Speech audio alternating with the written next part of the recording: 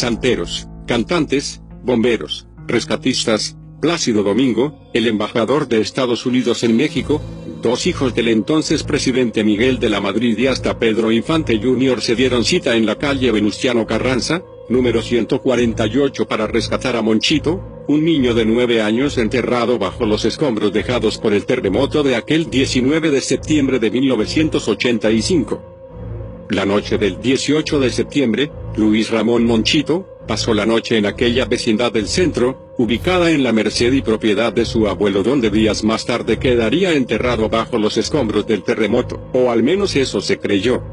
No fue sino hasta el 4 de octubre cuando la prensa nacional e internacional comenzó a darle difusión a la historia de Monchito. El País fue uno de los medios que siguió la noticia con especial interés. Fue precisamente la ausencia de moscas y de olor a muerto lo que llamó la atención en la casa de Venustiano Carranza, 148, al ingeniero argentino Carlos Marbrán. Es un voluntario que trabajó varios días como intérprete con los rescatistas italianos y luego siguió por su cuenta. No teníamos certeza de la vida y no teníamos certeza de la muerte. Para la certeza de la muerte harían falta datos tales como olor y moscas, que no hubo en ningún momento. Ahora tenemos la certeza de la vida, pero el problema es que no sabemos si llegaremos a tiempo, decía Marbrán. Y es que tras varios días de derrumbado el edificio, cuerpos de rescatistas aseguraron oír golpes desde el fondo de los escombros, después de que equipos de rescate italianos, israelíes y de la Marina mexicana dictaminaran que allí no había vida. Llegaron los jóvenes de la sección 5 del Voluntariado Nacional, con su aparato creyeron detectar signos de vida, y durante una semana desencadenaron en México la esperanza de rescatar una vida, la última, al terremoto, y con un equipo mexicano, allí donde los expertos internacionales habían dicho que no quedaba nadie vivo. Un golpe psicológico importante para la decaída moral del país. Si eres un adulto, da un golpe; si eres un niño, golpea 2 veces, se escuchaba decir a los rescatistas, quienes quedaron perplejos al escuchar 2 golpes. La esperanza de los padres del pequeño se reavivó al creer que su hijo podía estar vivo. El mismo presidente Miguel de la Madrid dio órdenes estrictas de que no cesara la búsqueda y rescate de Monchito. La sociedad mexicana buscaba una noticia de esperanza y fe, tras aquel doloroso terremoto que se llevó la vida de miles de personas. El rescate imposible. Sin importar cuántas maniobras se hicieron, Monchito nunca apareció. La búsqueda cesó el 11 de octubre y con ella se difuminaron las esperanzas de la familia, de los amigos, de los vecinos, de la sociedad. El País llamaría a la historia el rescate imposible porque, según atestiguó el diario, el pequeño Luis Ramón nunca estuvo vivo, y si lo estuvo, murió al instante de ocurrida la tragedia. Un psiquiatra de la época calificó el caso como un fenómeno de histeria colectiva, como un golpe psicológico. Y es que, como bien dicen, tras el terremoto del 85 México ya no es el mismo. Algunos periodistas de la época, con el paso del tiempo, aseguraron que, efectivamente, Monchito nunca estuvo vivo bajo los escombros, sino que más bien, la familia del niño inventó la historia para acaparar la atención de los cuerpos de rescate y así recuperar una caja fuerte que estaba en la propiedad del abuelo de Luis Ramón.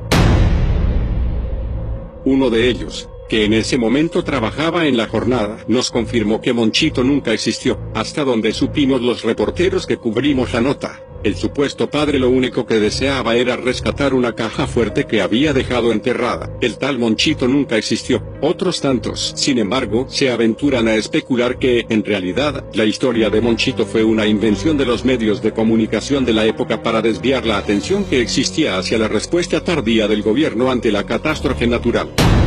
La guerra de cifras. Mientras el entonces presidente Miguel de la Madrid afirmaba que el número de víctimas era de 3.000 fallecidos, en Estados Unidos el embajador de la Unión Americana, John Gavin, aseguró que la suma ascendía a más de 10.000.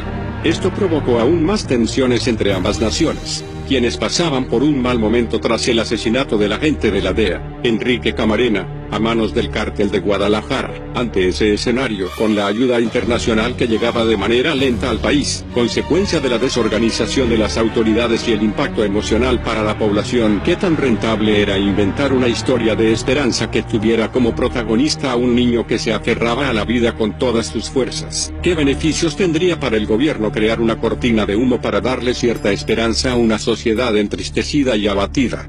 Ya en 1970 Michael Foucault decía que quien controla el discurso, domina el poder, y quien domina el poder, controla el discurso y eso es precisamente lo que hicieron las autoridades con ayuda de los medios. A partir del 4 de octubre y los 11 días siguientes la radio, la televisión y toda la prensa escrita bombardearon al país con la noticia de Monchito. Lo mismo daban a conocer la llegada de las brigadas extranjeras para rescatarlo, los testimonios de los padres del niño, como la orden de Miguel de la Madrid de que no cesara la búsqueda del pequeño. ¿Por qué? En medio de la catástrofe natural, el país pasaba por una grave inestabilidad económica, como lo explica Dinero en Imagen. El terremoto se dio en un momento en que la excesiva deuda pública había llevado al gobierno a pedir más recursos internacionales para pagar la deuda, la falta de recursos para hacer frente a la emergencia, la destrucción de parte de la capacidad productiva, la pérdida de vidas y la paralización de la ciudad, así como la negativa inicial del presidente de la Madrid de aceptar ayuda internacional, agravaron los efectos del terremoto. De acuerdo con un artículo de Cuauhtémoc Calderón y Leticia Hernández publicado en la revista Cultura Científica y Tecnológica de la Universidad Autónoma de Ciudad Juárez, los daños a la Ciudad de México por el temblor del 19 de septiembre y su réplica del día siguiente equivalieron a alrededor de 10% del Producto Interno Bruto del Distrito Federal. Además del terrible panorama económico, el país también enfrentaba otro reto, la organización del Mundial de Fútbol el siguiente año. Faltaban escasos 8 meses para el gran evento, por lo que Alemania fue el primer candidato para reemplazar a nuestra nación. Guillermo Cañedo, entonces vicepresidente de la FIFA, pasó a la historia luego de pronunciar esta desafortunada frase sobre el tema: podrá caerse la ciudad, pero los estadios para el Mundial siguen en pie. Y así, en medio de la tragedia, los preparativos del Mundial de Fútbol siguieron en pie. Ante este escenario, la historia de Luis Ramón Monchito se convirtió en el distractor perfecto para desviar la atención de la mala economía y de la posible cancelación del Mundial.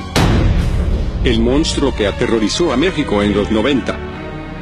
Cuenta la leyenda que era un misterioso monstruo que chupaba la sangre al ganado en diversos estados del país. Noticieros, medios impresos y radiofónicos hablaban del temor que la gente sentía por una criatura inexistente. Se cree que el mítico monstruo en realidad fue inventado por los medios de comunicación para desviar la atención de la crisis que vivía el país en materia económica, la devaluación de 1994 y política, los asesinatos del cardenal Posadas Ocampo, Luis Donaldo Colosio y Francisco Ruiz Massieu. Ante estas cortinas de humo de las que somos testigos, vale la pena cuestionarnos quién decide la construcción del espacio público en países como el nuestro. ¿El gobierno? ¿Los medios de comunicación? Hoy, a 30 años de la tragedia que cambió la historia de los mexicanos para siempre, aún no sabemos a ciencia cierta cuántas víctimas murieron en ese terremoto y cuántos más fueron despojados de todo su patrimonio. Lo que sí queda claro es que el uso de noticias fabricadas como la historia de Monchito siguen logrando su propósito: desviar la atención de la gente a los hechos realmente importantes. Aquí te dejamos esta frase para que lo analices. Puede que los medios no te digan cómo pensar, lo que sí te dicen es en qué debes pensar.